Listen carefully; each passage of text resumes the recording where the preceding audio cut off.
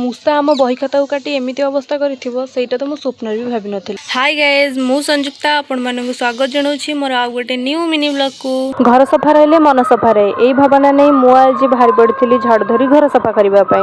वर्षा लगी रही कारण मु घर सफा कर पारि जेहेतु आज खरा देखा तो मुझे भाविली घर सब सफा करदेवी। खट उपर खट तल सब सफा कर सारा पर मुझे गली बही थाक सजाड़ापी मु तो पूरा आश्चर्य हो गली। गोटी गोटी कर थाकर जी बही था सब बही मूसा खंडिया कर जदि आज मु बही तक सजा न था मूसा सब बही काटी था। जहा हूँ आज मु बही तक सजाली बोली मूसा कबल मो बही को बंचे पारि। आपण मानक भी कहूँ बेले बेले निज बही थाक एमती सजाड़ू ना मूसा सब खाई। फाइनाली मोर घर सफासफी सरी जाइथिला तो मु गाधेकी खाइबा पळी आसथिली। आज मु खाइबारे बनैथिली मो पई जीरा राइस से माने तांको पई माछ बनैथिले मु माछ खाइबिनी सेति पई मु जीरा राइस बनै देथिली। फर्स्ट टाइम बनैथिली हेले भलो लागुथिला।